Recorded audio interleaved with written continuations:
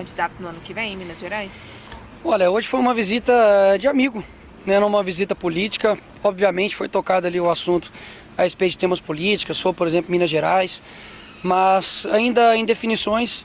Obviamente o tema mais importante que nós temos agora é a anistia. A gente sabe que tem pessoas presas, né, com penas desproporcionais, com penas injustas. Se alguém conseguir me falar que um corrupto que está preso aí 17 anos, ou algum corrupto que está usando tornozeleira eletrônica, né? Eu quero saber, porque de fato, para mim, essas penas só estão sendo aplicadas para quem estava ali no dia 8. E no caso dele, pior ainda, sendo bem sincero, talvez algo que eu vou falar aqui possa ser pesado, mas é a realidade. Alguém quer ver o Bolsonaro morto. Essa é a realidade. Porque quais crimes que ele cometeu? Vamos lá, elencaram 5. Abolição violenta do Estado, golpe de Estado. Como que uma pessoa dá um golpe sem estar presente? Ah, Nicolas, ele mandou ordens. Tá, foram pegos mais de 1000 aparelhos ali com as pessoas do dia 8. Qual foi a ordem factível que ele deu para poder acontecer aquele tumulto ali do dia 8? É um crime impossível. É como eu querer te envenenar com um copo de água potável. Como? Ele fez toda a transição, inclusive foi dito que foi uma transição tranquila com o governo Lula. E os outros crimes que foram elencados ali, dano ao patrimônio público, como horas que o Bolsonaro fez dano ao patrimônio público? Organização criminosa armada, não foi ali coletado nenhum tipo de arma de fogo, pelo contrário, tinha um badoque e tinha até mesmo ali vendedor de algodão doce no meio de um golpe. Me mostre uma foto, caramba, que no mundo inteiro que tenha um vendedor de algodão doce no meio de um golpe de Estado. As pessoas estão perdendo. CNN. O senhor poderia falar um pouco sobre a visita? Como é que está o ânimo do presidente? Parece que o filho Flávio também estava presente, né? Vocês almoçaram. O senhor poderia falar um pouco da visita em si, como ele está no momento? Claro, falo sim. Só vou finalizar e já te respondo. As pessoas estão perdendo a capacidade de olhar para o próximo com empatia e perceber que enquanto estão aqui discutindo de forma política um monte de coisa, tem gente pagando um alto preço ali dentro da cadeia por crimes que não cometeram, principalmente Jair Bolsonaro, que se estivesse aí na rua com certeza era candidato a presidente ano que vem. Agora, com relação à visita, o presidente está numa situação que, confesso, se for para a cadeia eu acho que tem dificuldade de permanecer vivo. Como eu disse, para mim, alguém, e não vou dar nomes aqui, porque senão daqui a pouco eu posso estar preso também, né? Alguém está querendo que ele morra aqui dentro. E conversamos, ele está com a mente forte, o corpo dele, fisicamente, né, passa obviamente por dificuldades, principalmente por causa da facada. Facada que o pessoal esqueceu, né? Coloca como se nem tivesse existido. Mas conversamos ali bastante tempo, trouxe para ele ali alguns doces ali de Minas Gerais para poder dar uma adoçada no dia dele. E enfim, foi isso. Nós conversamos, depois o Flávio chegou, o Carlos também estava, para poder tocar algumas questões que concernem a respeito da política em nível Brasil. Mas muitas coisas ainda indefinidas, porque afinal de contas ninguém sabe o que vai acontecer, né? Ele pode ir para a cadeia amanhã, ele pode ir para a cadeia e depois morrer. Ninguém sabe o que vai acontecer. Então a indefinição é justa, dado o momento que nós estamos vivendo. Ele está com crise de soluços? Como é que está o Está com bastante crise de soluço, inclusive essa noite praticamente não dormiu. Dormiu ali no chão juntamente com o Carlos, porque está com muito soluço. O Carlos me mostrou ali um vídeo de como ele está. Então a situação está muito difícil, né? E tudo isso decorrente de uma facada de um ex-filiado ao PSOL, que é o Adélio, que até hoje ninguém sabe quem mandou matar Jair Bolsonaro. Já encontraram aí o mandante de quem matou a Marielle e acho justíssimo, né, que realmente encontre quem cometeu esse homicídio. Mas com o Bolsonaro por que ninguém quer saber, né? Porque a mídia não bate, por que não tem movimentações dos artistas, por que ninguém fala? Né? Porque obviamente era o Bolsonaro. Essa pessoa que o senhor disse que quer ver o Bolsonaro morto é um ministro do STF, é isso? Quem é essa pessoa? Você me perguntou se é algum ministro, né? Se a carapuça civil, quem que mandou ele estar preso aqui dessa forma, né? Quem que mandou a prisão do Clezão, que morreu dentro lá da cadeia? Foi quem? Então assim, quem que conduziu uma eleição completamente falsa, onde poderia chamar o Bolsonaro de canibal, de pedófilo, falar que ele ia acabar com o 13º, falou que ele ia acabar com as férias, isso passava em rede nacional. Quem que conduziu as eleições? Foi Alexandre de Moraes. Quem que botou o Clezão na cadeia? Alexandre de Moraes. De quem foi a ordem aqui para poder colocar o Bolsonaro na prisão domiciliar? Alexandre de Moraes. Então falar que não tem um interesse partidário e político em um juiz como Alexandre de Moraes com relação à prisão do Bolsonaro é ignorar a realidade, gente. Pelo amor de Deus. O cara pega voo com a Janja, que é esposa do presidente da República, na qual tem processos de conflito de interesse. Ele demonstrou que está conformado com a possibilidade de ser preso em regime Ninguém está fechado. conformado em estar preso. A gente enfrenta, né, a prisão, e ele da mesma forma. Ele está com a mentalidade de o que tiver que acontecer, nós vamos enfrentar. Agora, é óbvio, sempre com um sentimento de muita injustiça, com um sentimento de humilhação. Nenhum presidente da República teve um tratamento que o presidente está tendo agora.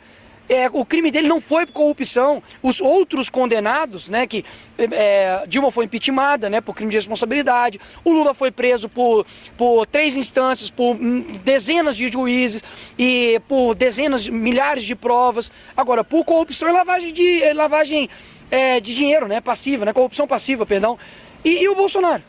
Pô, é inacreditável, quer tirar o cara na marra, no tapetão. É mais fácil falar assim, gente, nós estamos botando ele preso para poder tirar da corrida eleitoral. Agora, ele falar que ele está inelegível por uma reunião com embaixadores, que ganho político o Bolsonaro teve com isso? Zero. Não tem nada a ver. Deputado, o que nessa visita, o senhor disse, claro, ninguém se conforma com uma prisão, mas foi falado da estratégia jurídica, a defesa vai entrar com algum recurso, foi falado sobre Não, isso aí, o doutor João até estava também presente, chegou um pouco depois, mas isso aí é com a equipe jurídica do presidente Bolsonaro, eu não vou interferir. Ele pediu que o senhor seja candidato de fato ao governo, você já decidiu? Não houve esse pedido. O governo de Minas é complexo, porque a gente sabe que é um estado que precisa continuar não tendo o PT ali à frente. A gente sabe o que a gente, mineiros, a gente sabe o que a gente passou com o governo do PT ali à frente de Minas Gerais. E a gente sabe que o cenário está difícil por conta dessas indefinições. Quem será o presidente da República? Né? Quem será o presidente da República? A gente não sabe, então isso dificulta as articulações com os outros demais partidos. Hora nenhuma ele me pediu para que eu fosse candidato a governo de Minas, pelo contrário. Talvez, é loucura que eu vou falar aqui agora, porque qualquer político, digamos assim, do sistema se candidataria no meu local. Eu estou primeiro nas pesquisas, tenho uma rede social mais forte do Brasil em âmbito político, tenho vigor, tenho juventude, mas eu creio que eu posso trocar o presente pelo futuro, porque é necessário ter estrutura para poder enfrentar aquilo que eu irei enfrentar. Porque é como se eu fosse me candidatar a ser um piloto de avião, sendo que os passageiros estão colocando dedo no meu olho, querem que o avião caia. Então muitas coisas que possam acontecer, talvez não vai ser culpa minha, mas eu sei como é que toca, eu sei como é que a banda toca, já estou tempo suficiente para saber que os erros que você comete não são erros que a mídia, por exemplo, vai compreender como erros, e aquilo que você não cometer, eles vão falar que você cometeu. Então, por exemplo, está rolando aí uma operação gigantesca lá em Minas Gerais, várias pessoas presas e tudo. Teve uma cartolina que foi apreendida ali e tinha um nome lá em cima. Alguém sabe qual é o nome que estava lá em cima no esquema de corrupção? Lá em Minas Gerais? Alguém sabe? Real, é uma pergunta séria. Rodrigo Pacheco. Eu aposto que for que não vai dar nada. Então você acha que num governo meu, eu tô lá na frente, você acha que eles não vão enfrentar Deus e o mundo para poder me derrubar? Eu não vou cair nessa. Então, se eu for enfrentar algo, eu vou enfrentar com estrutura, com time, me preparar. Tenho 29 anos apenas e sei que as prioridades agora não são eleições de fato. É a gente garantir a anistia. O senhor falou anistia, exatamente. Tem possibilidade de ser votado? O presidente Hugo Mota sinalizou ou só a oposição quer pressionar? Tenho pedido dia e noite para o Hugo Mota para poder pautar a anistia. Inclusive, da forma que vier, e a forma que vier, nós vamos trabalhar para poder chegar naquilo que nós queremos, que é uma anistia de fato ampla. Isso aconteceu anos atrás aqui com crimes, inclusive de guerra, crimes de morte, pessoas que sequestraram bancos, sequestraram um carro forte, e agora não pode anistiar pessoas que, gente, não é uma metáfora, tá? Como a picanha não, é real. A mulher escreveu, perdeu o mané numa estátua com batom e tomou 17 anos de cadeia. Alguém que já enfrentou uma cadeia, sabe o que é entrar dentro de uma cadeia? Eu já fui, e eu sei como é que é. Eu sei como, nunca estive lá presente com um criminoso, graças a Deus, e nem nunca você, mas você entra lá dentro e você fala, pelo amor de Deus, isso aqui é um local de bandido, de criminoso, não é local de gente que pegou um batom e escreveu perdeu o mané horas. Então, assim, a gente tá chegando num estado no Brasil que, confesso, é inédito. Eu converso com vários grandões da política assim, todo mundo fala, não sei o que tá acontecendo. Parece que nada nesse país é suficiente para as pessoas abrirem os olhos e ver que a gente tá caminhando para um fim. Daqui a pouco vai chegar a acontecer o Brasil virar igual El Salvador. Facção dominando tudo e tendo que ter um Estado que vai tomar decisões mais fortes. Então, assim, confesso, o futuro do nosso país está muito nebuloso. Tanto as eleições, adianta ter eleições com uma condução igual teve o Alexandre de Moraes? Ainda bem que não vai ser ele. nós sabemos que as eleições de 2026 pode ocorrer a mesma coisa que aconteceu em 2022. Mas e o que os parlamentares estão pretendendo fazer em relação a isso? Porque nós sabemos que o risco é muito grande. Infelizmente, essa é a verdade e a população sabe disso e precisa de uma liderança para que resolva essa situação. Olha, o que você faz contra um tirânico? Quais armas você tem contra uma antidemocracia? O Rui Barbosa poderia ressuscitar que não ia adiantar nada. Você acha que a inocência do Bolsonaro não está sendo colocada, digamos assim, já foi provada por falta da competência de advogados? Claro que não. São advogados competentes, defesa robusta, pessoas sérias, mas não adianta. Quem domina e quem tem a caneta na mão hoje é praticamente um cara. Esse mesmo cara está indo lá no Rio de Janeiro, querer saber o que está acontecendo com a operação no Rio de Janeiro. Então, assim, o parlamento foi reduzido, nós não temos o poder que outrora tínhamos antes, e tudo aquilo que você vai fazer se torna antidemocrático. Ora, eu não tenho liberdade, caramba, para poder chegar aqui e falar, por exemplo, de que o Alexandre de Moraes quer matar o Bolsonaro. Eu não tenho. Senão amanhã eu vou pra cadeia. Então não há o que fazer contra uma ditadura. Se alguém tivesse solução aí, me apresenta, que eu faço. Agora, fica muito fácil querer cobrar algo, sendo que nós meio. É como se o meu time, caramba, tivesse 11 jogadores de um lado e o outro time tem 22 jogadores, tem 30 jogadores e o juiz é deles ainda. O que eu vou fazer com isso? Então, assim, escuta o que eu tô te dizendo. Nós estamos a passos largos a um ponto de que acabou a democracia aqui no nosso país. Repito, acabou. Aí vem uns retardados falar comigo assim, ai, que democracia é essa que você continua falando, que a direita continua falando? A democracia é essa que todos os candidatos da direita no mundo sofrem perseguições e quase são mortos. Democracia é essa que eu, parlamentar, tenho quase 100 processos, nenhum por corrupção e vários por fala. Democracia e ditadura é essa que eu tenho um processo lá no STF, qualquer hora eles podem desengavetar e falar, você vai preso. Por quê? Porque eu fiz lavagem de dinheiro, porque eu cometi rachadinha? Não, pô. Porque eu chamei o Lula de ladrão. Eu não posso falar que o céu é azul, que o pipoqueiro faz pipoca, mas não. Deputado, falando em candidato, ele falou em uma preferência de candidato à presidência no ano que vem, uma vez que ele está eleito? Não tem, digamos assim, preferência, as coisas ainda estão conversando e acho que estrategicamente também o Bolsonaro tem que manter assim. Porque a gente sabe como é que funciona o meio político e se ele falar alguma coisa, pode ser descartado ali politicamente. Então ele tem que segurar, obviamente, ver como é que as coisas vão acontecer e nós vamos fazer o máximo, pessoal, para poder fazer com que o Bolsonaro volte. Você, e mais uma vez, você não precisa gostar do Bolsonaro, você não precisa concordar com tudo com ele. Eu não concordo com tudo com o Bolsonaro, eu não concordo nem tudo, nem com a minha mãe eu vou concordar com o político. Agora, você precisa compreender que as coisas estão desbalanceadas. Imagina se uma COP, que era um evento para poder defender o meio ambiente, na época do Bolsonaro pegasse fogo.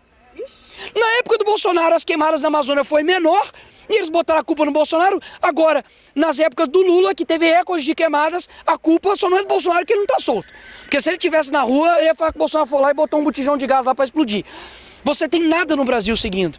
Mas ainda assim as pessoas, infelizmente, ficam enganadas e muita gente cúmplice do que está acontecendo. Eu espero que ano que vem, esse ano com a anistia sendo aprovada, ano que vem a gente tendo uma boa margem no Congresso, principalmente no Senado, principalmente ali na Câmara, que a gente consiga reverter e reequilibrar os poderes aqui no nosso Brasil, porque infelizmente hoje só é um cara que comanda. Deputado, certo? Racha na direita, ele comentou algo sobre isso atrapalha a tramitação da anistia no Congresso e a relação com o deputado Eduardo Bolsonaro, que tem criticado o senhor ultimamente? Então, gente, dentro da casa de vocês, não tenho dúvidas, dentro do seu relacionamento, amizades, você tem diferenças, você tem ali desavenças. Eu acho que agora é momento de unidade, eu acho que a gente tem que ganhar as eleições ano que vem. O Brasil não aguenta mais 4 anos de Lula e tudo isso eu acho que são coisas que tem que ser colocadas de forma interna. Vocês podem perceber que eu não comento, eu não respondo, afinal de contas eu sei o que o Bolsonaro representa principalmente e o que a direita representa para esse país. Enquanto as pessoas estiverem trabalhando, ela não vai ter tempo para poder ficar brigando. Então vamos continuar trabalhando e ano que vem a gente, se Deus quiser, vamos retomar o Brasil para os rumos certos.